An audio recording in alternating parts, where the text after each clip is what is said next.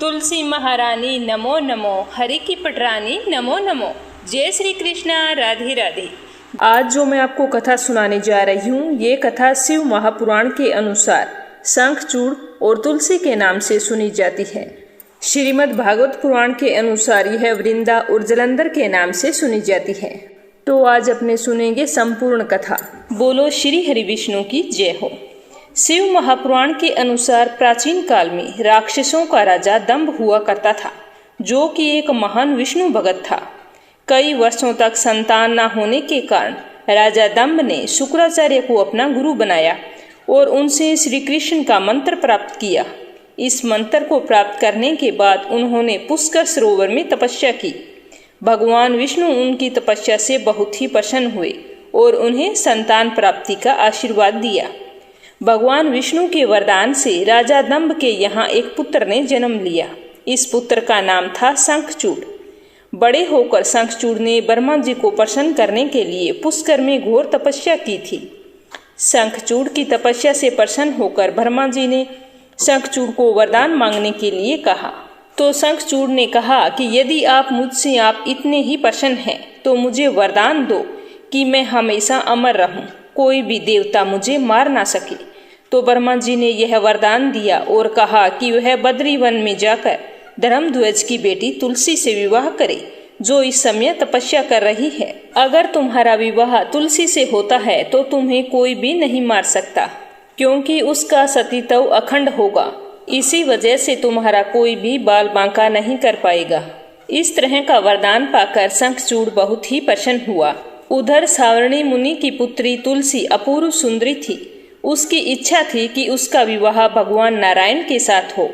इसके लिए उन्होंने नारायण पर्वत की घाटी में स्थित बद्री वन में घोर तपस्या की। दीर्घ काल तक तपस्या करने के बाद ब्रह्मा जी ने प्रसन्न होकर दर्शन दिया और वरदान मांगने के लिए कहा। तो तुलसी ने कहा कि सृष्टिकर्ता ब्रह्मदेव, आपको बारंबार प्रणाम। आप अंतर्यामी हैं, सबके मन की बात आप जानते हैं। फिर भी मैं अपनी इच्छा तुम्हें बताती हूँ।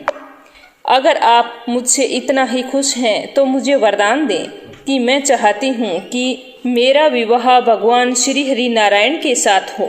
तो ब्रह्मा जी ने कहा कि तुम्हारा अभीष्ट तुम्हें अवश्य मिलेगा, ये मेरा आशीर्वाद है। अपने पूर्व जन्म में किसी अपराध के कारण तुम्हें श्राप मिला था, वो आज मैं तुम्हें बताता हूँ। पिछले जन्म में तुम युवा अवस्था में अपने विवाह की इच्छा लेकर तीर्थ यात्रा पर निकली थी। कई जगहों की यात्रा करने के बाद एक बार तुमने गंगा किनारे गणेश जी को तपस्या करते हुए देखा। तो तपस्या में लीन गणेश जी को देखकर तुमने उससे विवाह का मन बना लिया और सीधे ही गणेश जी के समक्ष विवाह का प्रस्ताव रख दिया। इस तरह से गणेश जी की तपस्या भंग हो गई। तपस्या भंग होने से गणेश जी ने क्रोधित होकर तुम्हारे विवाह का प्रस्ताव ठुकरा दिया। इस बात से तुमने नाराज होकर गणेश जी को 2 विवाह होने का श्राप दे दिया। तो गणेश जी और ही क्रोधित हो गए कि तुम्हारा भी विवाह शंखचूड़ जलंधर से होगा, जो कि एक राक्षस है। राक्षस की पत्नी होने का श्राप सुनकर तुलसी ने गणेश जी से माफी मांगी। तब गणेश जी ने तुलसी से कहा कि वह भगवान विष्णु और कृष्ण की अति प्रिय होगी, साथ ही कलयुग में जगत और जीवन को मोक्ष देने वाली होगी। नित्य प्रतिदिन तुम्हारी पूजा की जाएगी, लेकिन मेरी पूजा में तुम्हें चढ़ाना अशुभ माना जाएगा और मैं तुम्हें श्राप से मुक्त तो नहीं कर सकता।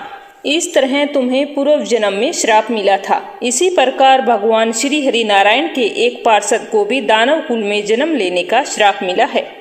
दानव कुल में जन्म लेने के बाद भी उसमें नारायण का अंश विद्यमान रहेगा।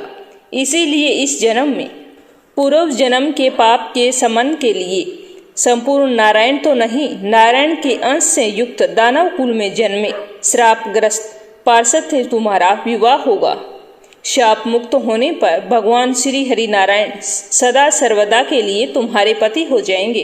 तो तुलसी ने ब्रह्मा जी के इस वरदान को स्वीकार किया, क्योंकि मानव कुल में जन्म लेने के कारण उसे मायावी भोग तो भोगना ही था। तुलसी बद्री वन में रहने लगी। नारायण का वह पार्षद दानव कुल में शंखचूड़ के नाम से पैदा हुआ था। कुछ दिनों के बाद वह भ्रमण करता हुआ बद्री वन में आया। तुलसी को वहां देखते ही उस पर मुग्ध हो गया और तुलसी के सामने उसने विवाह का प्रस्ताव रखा। इतने में वहां पर ब्रह्मा जी भी आ गए और तुलसी से कहा कि तुलसी, शंखचूड़ को देखो, कैसा देवोपम है इसका स्वरूप। दानव कुल में जन्म लेने के बाद भी लगता है जैसे इसके शरीर में नर नारायण का वास हो। इसीलिए शादी के प्रस्ताव को तुम स्वीकार कर लो। यह सुनकर तुलसी को भी लगा कि उसकी तपस्या पूर्ण हुई, उसे इच्छित फल मिला है, इसीलिए उसने शादी के लिए हाँ कर दी। फिर शंखचूड़ के साथ तुलसी का गंधर्व विवाह हो गया और वह शंखचूड़ के साथ उसके महल में पत्नी बनकर आ गई। शंखचूड़ ने अपनी परम सुंदरी सती साध्वी पत्नी तुलसी के साथ बहुत दिनों तक राज्य किया। उसने अपने राज्य को इतना विस्तार किया कि देवलोक तक उसके अधिकार में आ गया। स्वर्ग का सुख भोगने वाले देवताओं की दशा भिखारियों जैसी हो गई। शंखचूड़ किसी को कष्ट नहीं देता था, पर अधिकार और राज्य छिन जाने से सारे देवता मिलकर ब्रह्मा, विष्णु और शिव की सभा में गए और अपनी समस्या बताई। तो ब्रह्मा जी ने कहा कि तुलसी परम साध्वी है, उसका विवाह शंखचूड़ से मैंने ही कराया है। शंखचूड़ को तब तक नहीं हराया जा सकता और ना ही मारा जा सकता जब तक शंखचूड़ की जिंदगी में तुलसी है, क्योंकि तुलसी का सतीत्व अखंड है। इसीलिए इसे ना तो मारा जा सकता है और ना ही हराया जा सकता है। तो विष्णु जी ने कहा कि शंखचूड़ पूर्व जन्म में मेरा ही पार्षद था। शाप के कारण उसे दैत्य कुल में जन्म लेना पड़ा। इस जन्म में मेरा अंश उसमें व्याप्त है। साथ ही तुलसी के पतिव्रत धर्म से वह अजेय है। फिर सारे देवताओं की सहमति से भगवान शिव ने शंखचूड़ के पास संदेश भेजा कि या तो वह देवताओं का राज्य लौटा दे या फिर उनसे युद्ध करे। शंखचूड़ भगवान शंकर के पास पहुंचा और उनसे कहा कि देवाधिदेव, आपके लिए देवताओं का पक्ष लेना उचित नहीं है। राज्य बढ़ाना हर राजा का कर्तव्य है। मैं किसी को दुखी नहीं कर रहा हूँ। देवताओं से कहिए कि वो मेरी प्रजा बनकर रहे। मैंने आपका भी कभी कोई अपमान नहीं किया है। हमारा आपका युद्ध करना शोभा नहीं देता। अगर आप हार गए तो बड़ी लज्जा की बात होगी। अगर मैं हार गया तो आपकी कीर्ति बहुत अधिक नहीं बढ़ेगी। तो भगवान शंकर जोर से हंसे, क्योंकि वे तो सारा रहस्य समझते थे। तुलसी और शंखचूड़ के पूर्व जन्म के शाप की अवधि लगभग पूरी हो चुकी थी।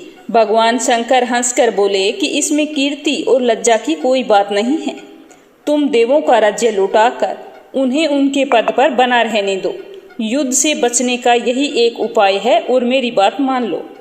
तो शंखचूड़ ने कहा कि मैंने युद्ध के बल से देवलोक जीता है, उसे कोई युद्ध के द्वारा ही वापस ले सकता है। यह मेरा अंतिम उत्तर है। अब मैं जा रहा हूँ। ऐसा कहकर शंखचूड़ वहां से चला गया। उसने अपनी पत्नी तुलसी को सारी बात बताई और कहा कि कर्म भोग सब काल सूत्र में बंधा है। जीवन में हर्ष, शोक, भय, सुख, दुख, मंगल अमंगल काल के अधीन है। हम तो केवल निमित्त हैं। हो सकता है कि भगवान शिव देवों का पक्ष लेकर मुझसे युद्ध करे। तुम चिंता मत करना, तुम्हारा सतीत्व तेज ही मेरी रक्षा करेगा। फिर दूसरे ही दिन भगवान शंकर के नेतृत्व में देवताओं ने युद्ध छेड़ दिया। शंखचूड़ ने भीषण वाणों की वर्षा करके उनके वेग को रोका। उसके प्रहार से देवता डगमगाने लगे। उसने दानवी शक्ति का प्रयोग कर मायावी युद्ध आरंभ किया। युद्ध स्थल पर वह किसी को दिखाई नहीं देता था, पर उसके अस्त्र शस्त्र प्रहार करके देवताओं को घायल कर रहे थे। देवतागण अपने अस्त्र चलाएं तो किस पर चलाएं, क्योंकि सामने कोई शत्रु दिखाई ही नहीं देता था। यह युद्ध कई दिनों तक चला था। शंखचूड़ पराजित नहीं हुआ। तो भगवान शिव ने विष्णु जी से कहा कि विष्णु, कुछ उपाय करो, अन्यथा मेरा सारा यश मिट्टी में मिल जाएगा। तो विष्णु ने सोचा कि बल से तो शंखचूड़ को हराया नहीं जा सकता, इसीलिए छल का सहारा लेना होगा। तो उन्होंने तुरंत अपना स्वरूप शंखचूड़ जैसा बनाया और अस्त्र शस्त्र से सुसज्जित होकर तुलसी के पास चले गए और बोले कि प्रिय, मैं युद्ध जीत आया हूँ। सारे देवता भगवान शंकर समेत हार गए हैं। अब मुझे कोई नहीं मार सकता। तो तुलसी पति को सामने प्रत्यक्ष खड़ा देख और विजय का समाचार सुनकर बहुत ही खुश हुई और भागकर अपने पति के चरण स्पर्श किए, क्योंकि तुलसी को इस बात का जरा भी भान नहीं था कि शंखचूड़ के वेश में स्वयं विष्णु भगवान है। इस तरह चरण स्पर्श करते ही तुलसी का तेज नष्ट हो गया और उसका सती तेज जो शंखचूड़ की कवच के रूप में रक्षा कर रहा था, वह कवच नष्ट हो गया। शंखचूड़ शक्तिहीन हो गया। यह जानते ही भगवान शंकर ने अपने त्रिशूल से प्रहार किया। त्रिशूल के लगते ही शंखचूड़ जलकर भस्म हो गया। शंखचूड़ के मरने को जानकर विष्णु जी अपने असली स्वरूप में आ गए तो तुलसी अपने सामने पति शंखचूड़ के स्थान पर भगवान विष्णु को खड़ा देखकर बहुत ही आश्चर्यचकित हुई। तुरंत उसे समझ में आ गया कि स्वयं नारायण ने उसके साथ छल किया है। तो उसे बहुत ही क्रोध आया और क्रोध में आकर उसने श्राप दिया कि एक सती स्त्री का अस्तित्व भंग करने के अपराध में तुम हृदय विहीन पत्थर बन जाओ। भगवान विष्णु ने तुलसी के शाप को शिरोधार्य कर कहा कि देवी, तुम्हारे तथा शंखचूड़ के कल्याण के लिए मुझे ऐसा करना पड़ा। तुम दोनों को शाप मुक्त करना था। अब तुम भी शरीर त्याग कर तुलसी बिरवा के रूप में जन्म लोगी और मेरी पूजा तुलसी दल से होगी। मैं शालिग्राम पत्थर बनूंगा। मेरे शीश पर तुम्हारे आदर से विराजमान होगी। शंखचूड़ की हड्डियों से शंख की उत्पत्ति होगी। उस शंख ध्वनि से देवताओं तथा मेरी पूजा आराधना होगी। जहाँ शंख ध्वनि होगी वहाँ मैं मंगल में विराजमान रहूंगा। तुमने पूर्व जन्म में बद्री वन में मुझे पाने के लिए बहुत बड़ी तपस्या की थी। अब से हमेशा मेरी पूजा अर्चना में तुलसी दल अवश्य चढ़ाया जाएगा। अगर कोई तुलसी दल नहीं चढ़ाएगा तो उसकी पूजा पूरी नहीं होगी। तभी से तुलसी को धार्मिक अनुष्ठानों में विशेष महत्व दिया गया है। तुलसी के पौधे का इस्तेमाल यज्ञ, हवन, पूजन, कर्मकांड, साधना और उपासना आदि में होता है। तुलसी दल का उपयोग भोग और प्रसाद में भी किया जाता है। भगवान श्री हरि के चरणामृत में भी तुलसी का उपयोग जरूरी होता है। एक बुढ़िया थी, वह नित्य नियम से तुलसी माता की पूजा करती थी। उसके एक पोती थी तो वह अपनी दादी को नित्य नियम से तुलसी माता की पूजा करते हुए देखकर वो भी नियम से तुलसी माँ की पूजा करने लगी।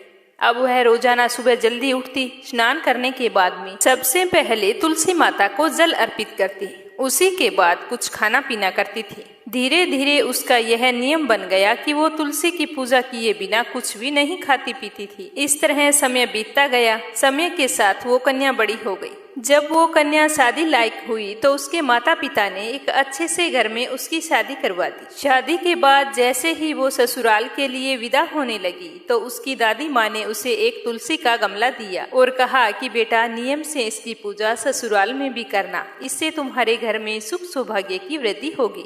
तो वह बड़ी ही खुशी से अपनी दादी माँ से उस गमले को लेकर ससुराल चली गई और रोजाना सुबह जल्दी उठती और फिर स्नान करके तुलसी माता की पूजा करती। उसी के बाद में चाय पीती। ससुराल में उसके 2 जेठानियां थी। वो उसे इस तरह पूजा पाठ करते देखती तो ईर्ष्यावश उसका मजाक उड़ाती थी। कहती कि बड़ी आई नियम धर्म वाली, सारे शास्त्र तू ही जानती है। सुबह का काम काज ना करना पड़े इसीलिए बहाना बनाकर तुलसी की पूजा करने के लिए बैठ जाती है। ऐसा करते करते एक दिन दोनों जेठानियों ने कहा कि क्यों न आज हम इसका गमला छुपा देते हैं, देखते हैं कि ये पूजा कैसे करे। तो उन्होंने ले जाकर एक जगह तुलसी का गमला छुपा दिया। वह कन्या स्नान करके इधर उधर गमला ढूंढती रही। काफी देर बाद ढूंढने पर उसे गमला मिला तो उसने पूजा की और उसके बाद में ही भोजन किया। अब उन दोनों जेठानियों का तो रोजाना नियम बन गया। वो उसकी तुलसी के गमले को उठाती और कहीं ना कहीं ले जाकर छुपा देती, लेकिन उसने अपनी जेठानियों को कुछ भी नहीं कहा। वह अपनी श्रद्धा से इधर उधर ढूंढकर जब भी उसे गमला मिलता तो उसमें जल सींचकर उसी के बाद खाना खाती। तो एक दिन उसकी जेठानी ने गमले को वहां से उठाया और दूर जाकर जंगल में फेंक आई। तो उस दिन उस कन्या ने स्नान करके गमले को खूब ढूंढा पर उसे गमला नहीं मिला। वह तो बहुत ही परेशान हो गई और दुखी होकर अपने कमरे में बैठ गई और उसने खाना भी नहीं खाया क्योंकि उसका नियम था वो पूरा नहीं हुआ। तो उसे इस तरह से परेशान देखकर तुलसी माता उसकी सच्ची भक्ति से बहुत ही प्रसन्न हुई। तुलसी माँ के आशीर्वाद से उसके कमरे में तुलसी माँ का गमला प्रकट हो गया। अगले दिन जब वह सुबह उठी तो देखती है कि उसके खाट के चारों कोनों पर तुलसी माता का गमला है। तो यह देखकर वो तो बहुत ही प्रसन्न हुई और कहने लगी कि अब मेरी तुलसी माता को कोई नहीं चुरा सकेगा। पूजन करने के लिए मुझे अब कहीं बाहर नहीं जाना पड़ेगा और कोई भी मेरी तुलसी माता को फेंक भी नहीं सकेगा। तो वो जल्दी से स्नान करने के लिए गई और स्नान करके तुलसी माता की पूजा की। और पूजा करने के बाद में जैसे ही रसोई घर में वो खाना खाने के लिए गई तो उसे भोजन करता हुआ देखकर उसकी दोनों जेठानियां उसका मजाक उड़ाने लगी और कहने लगी कि लो देवरानी का नियम धर्म पूरा हो गया। और उसके पास आकर बोली कि तुलसी जी की पूजा कर ली क्या देवरानी जी? तो वह बोली कि हाँ कर ली। तो उसकी जेठानी बोली कि क्यों झूठ बोल रही है, सही सही बोलना कि भूख बर्दाश्त नहीं होती, खाना खाना है तो यूं ही खा ले, पूजा करने का बहाना क्यों बना रही है? तो उसने कहा कि जेठानी जी मैंने पूजा कर ली है। तो उसकी जेठानी बोली कि गमला तो हमने फेंक दिया, तूने पूजा कहाँ से की? आप मेरे कमरे में जाकर देख सकती हैं, मैंने पूजा कर ली। तो अपनी देवरानी की इस तरह बात सुनकर दोनों जेठानियां भागकर उसके कमरे में गई तो वहां जाकर आश्चर्यचकित हो गई। देखा कि तुलसी माता का बड़ा सारा पौधा वहां पर खड़ा है। तो ये देखकर उसकी जेठानियां बहुत ही शर्मिंदा हुई और बोली कि देवरानी तेरी भक्ति सच्ची है, हमने तुम्हें यूं ही परेशान किया, हमें माफ कर दो। उसी दिन से तीनों देवरानी जेठानी सुबह जल्दी उठकर स्नान करती और उसके बाद में तुलसी माता की पूजा अर्चना करके उसके बाद में घर का कोई अन्य काम करती। ऐसा करने से उनके घर में सुख सौभाग्य का वास हुआ, अन्न और धन के भंडार भर गए और 10वें महीने उन तीनों देवरानियों जेठानियों को सुंदर पुत्र की प्राप्ति हुई। हे तुलसी माता, जैसी कृपा आपने उन पर की वैसी हम पर भी करना, अपनी कृपा दृष्टि बनाए रखना। अगली कहानी एक ब्राह्मण की। एक ब्राह्मण था, वह सुबह सवेरे स्नान करके मंदिर जाता था। प्रतिदिन वहां पर तुलसी माता की पूजा करता था और तुलसी माता से यही प्रार्थना करता कि तुलसी महारानी मेरे भी यहाँ आनंद मंगल करना। बस इस तरह से कहकर वह पूजा करके वापस लौट आता। इस तरह पूजा करते करते ब्राह्मण को कई साल बीत गए। तो तुलसी माता ने सोचा कि यह ब्राह्मण तो बहुत ही सीधा है और गरीब भी है, मेरी प्रतिदिन पूजा करता है और मुझे कहता है कि मेरे घर कुछ आनंद मंगल करना, तो मुझे कुछ न कुछ करना चाहिए। तो एक दिन तुलसी महारानी एक कन्या का रूप धारण करके वहां पर बैठ गई।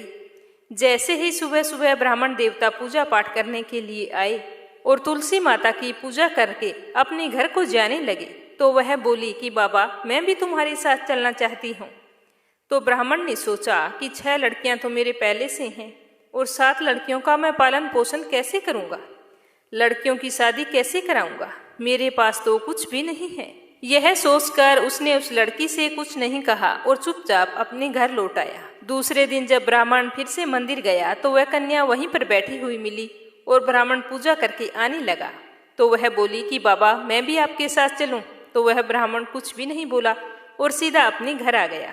लेकिन मन ही मन सोच सोच कर वह दुखी रहने लगा। चिंता के कारण उसका खाना पीना बिल्कुल ही कम हो गया। तो एक दिन उसकी पत्नी ने कहा कि स्वामी क्या बात है, आजकल बहुत दुखी दुखी दिखाई देते हो, क्या सोचते रहते हो? तो वह ब्राह्मण अपनी पत्नी से बोला कि मैं मंदिर जाता हूँ तो वहाँ पर एक छोटी सी सुंदर सी कन्या बैठी है और वो कहती है कि बाबा मैं भी आपके साथ चलूं। तो मैं उसे क्या जवाब दूं? मेरे पास तो कुछ भी नहीं है। तुम्हें तो पता है कि हम कितने गरीब हैं। 6 बेटियों का पालन पोषण तो हमसे होता नहीं है, तो 7वीं का कहाँ से करेंगे? मैं तो यही सोच सोच कर बहुत ही दुखी रहता हूँ कि उसे क्या जवाब दूं। अब तो मेरा मंदिर जाने से भी जी घबराता है। तो ब्राह्मण की बात सुनकर उसकी पत्नी बोली कि अरे इसमें परेशान होने की क्या बात है, आ रही है तो आने दो। कल जब तुम मंदिर जाओ तो उस लड़की को अपने साथ ले आना, वो भी तो हमारी बेटी है। तो ब्राह्मण बोला कि भाग्यवान, हमें 6 बेटियों की शादी करनी है, तो 7वीं की शादी कहाँ से करवाएंगे? हम इतने गरीब हैं, हमारे पास खाने के लिए अनाज नहीं है, तो शादी कैसे करवाएंगे? तो ब्राह्मणी ने कहा कि ये कोई बात नहीं हुई, जब हम अपनी 6 बेटियों की शादी करवाएंगे तो वहीं 7वीं की भी करवा देंगे। अगर उसने हमारे घर जन्म लिया होता तो क्या हम उसे घर से निकाल देते? तुम मेरी बात मानो और कल उसे अपने साथ ले आना, मैं इंतजार कर रही हूँ। तो दूसरे दिन सुबह सवेरे स्नान करके जब ब्राह्मण मंदिर को गया और पूजा पाठ करके लौटने लगा तो उस कन्या ने कहा कि बाबा मैं आपके साथ चलूं? तो ब्राह्मण बोला कि हाँ बेटा चल।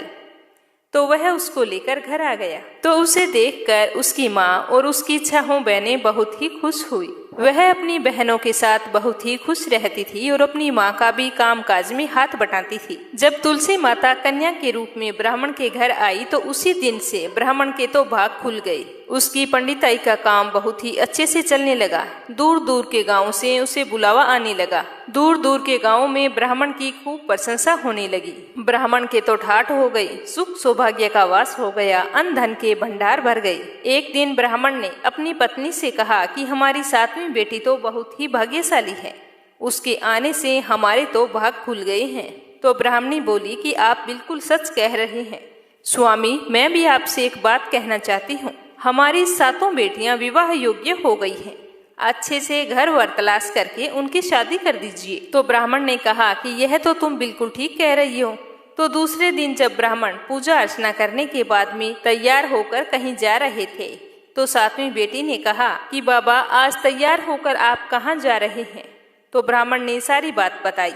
तो वह बोली कि बाबा मुझे अभी शादी नहीं करवानी, मेरी बहनों की शादी कर दो, मैं उनकी शादी में नाचना चाहती हूँ और मेरी शादी बाद में करना। तो इस तरह से फिर उसकी 6 बहनों की अच्छे घर में शादी तय कर दी और तुलसी माता की कृपा से उनके घर में सारे जेवर, कपड़ा, खाना सब कुछ तैयार हो गया और उन सभी बहनों की अच्छी धूमधाम से शादी हुई और वो सभी अपनी अपने ससुराल चली गई। अगले दिन ब्राह्मण सुबह सवेरे उठे तो देखा कि आंगन के बीचों बीच एक तुलसी का पौधा है। तो ब्राह्मण को देखकर यह बहुत ही आश्चर्य हुआ कि मेरे आंगन में तुलसी का पौधा कैसे आया। तो उसने जल्दी से ब्राह्मणी को उठाया और दोनों जैसे ही तुलसी के पौधे के पास गए तो उन्हें अपनी 7वीं बेटी का मुस्कुराता हुआ चेहरा उस तुलसी की पौधे में दिखाई दिया। तो यह देखकर दोनों की आंखों में खुशी के आंसू छलक आए और दोनों कहने लगे कि इतने दिनों तक हमारे साथ तुलसी माता स्वयं रही और हमें पता भी नहीं चला। फिर उसी दिन से ब्राह्मण और ब्राह्मणी स्नान करके पहले तुलसी माता की पूजा करते, पूजा करने के बाद में ही कोई दूसरा काम करते। हे तुलसी माता, जैसा आपने ब्राह्मण को दिया वैसा सबको देना, जैसा आनंद मंगल उनके घर में किया वैसे हमारे भी करना, सुख सौभाग्य बनाए रखना।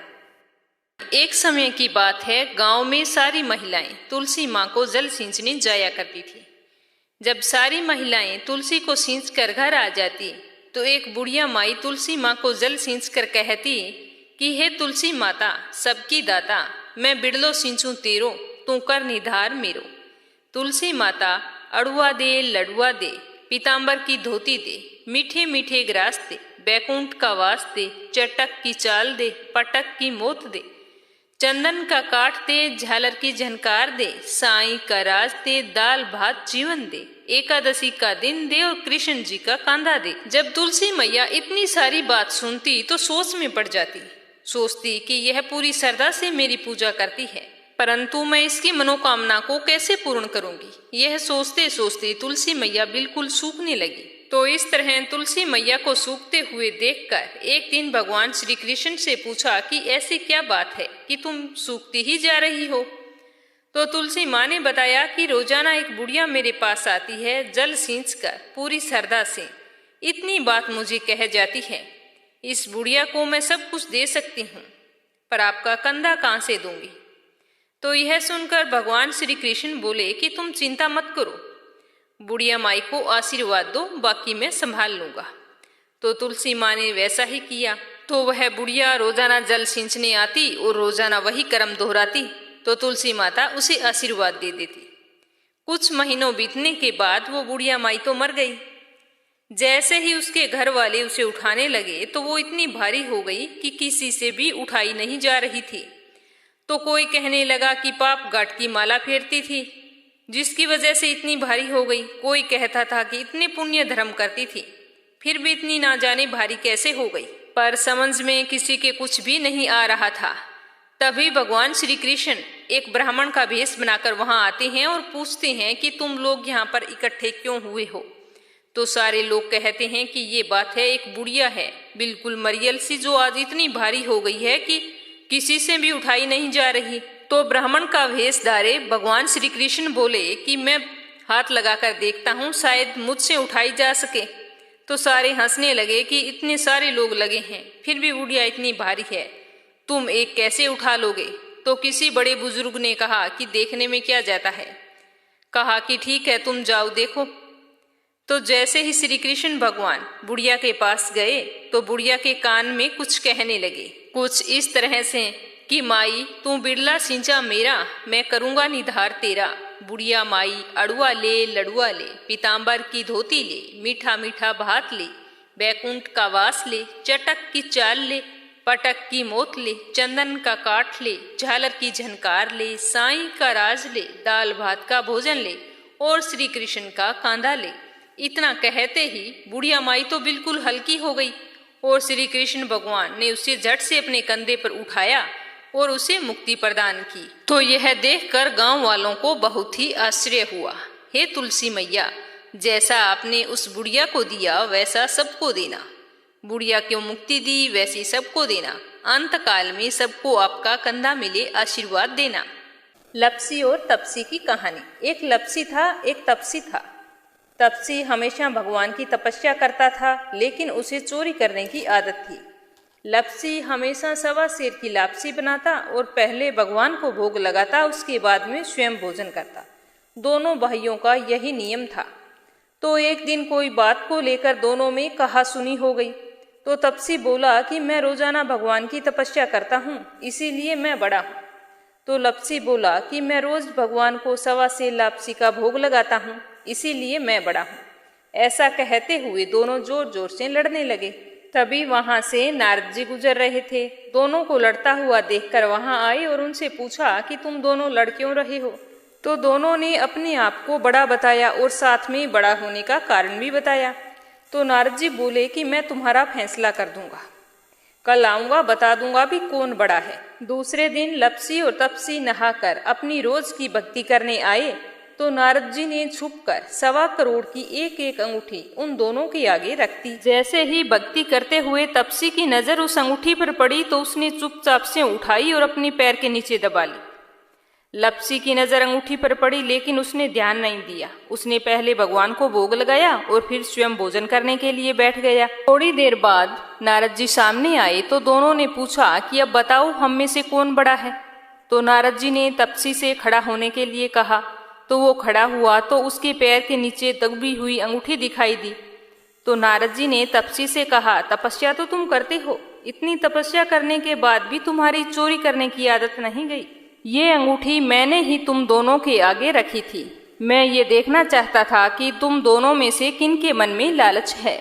तो तूने तो अंगूठी दिखाई पड़ते ही झट से अपने पैर के नीचे दबा ली। लेकिन लपसी का ध्यान अंगूठी पर जाने के बाद भी लपसी ने अंगूठी को ना ही उठाया और ना ही ध्यान किया। उसने सिर्फ अपने भगवान जी में ही ध्यान रखा, उन्हें भोग लगाया और बाद में स्वयं भोजन करने लगा। इसीलिए लपसी बड़ा है और तुम्हें तुम्हारी तपस्या का कोई भी फल नहीं मिलने वाला। जितनी चाहे मर्जी तुम तपस्या कर लो, तुम्हें इसका कोई भी फल नहीं मिलेगा। तो तपसी को यह सुनकर बहुत ही दुख हुआ और वह शर्मिंदा होकर नारद जी से माफी मांगने लगा और कहने लगा कि आज तक की मेरी गलती माफ करो और मुझे बताओ कि मुझे मेरी तपस्या का फल कैसे मिलेगा। आज के बाद कभी भी मैं चोरी नहीं करूंगा। तो नारद जी ने कहा कि यदि कोई गाय और कुत्ते की रोटी नहीं बनाएगा तो उसका फल तुझे मिलेगा। यदि कोई आदमी ब्राह्मण को भोजन करवाकर उसे दक्षिणा नहीं देगा तो उसका फल भी तुझे ही मिलेगा। अगर किसी को सूट, तीवल, साड़ी अगर हम देते हैं, उसके ऊपर अगर भेंट स्वरूप कुछ रुपए नहीं देंगे तो उसका फल भी तुझे ही मिलेगा। अगर कोई व्यक्ति दिए से दिया जलाएगा तो उसका फल भी तुझे ही मिलेगा। अगर कोई औरत आंगन लीपकर चौका नहीं लीपेगी तो उसका फल भी तुझे ही मिलेगा। यदि कोई व्रत कथा में सारी कहानी सुन ले लेकिन तुम्हारी कहानी ना सुने तो उसका फल भी तुझे ही मिलेगा।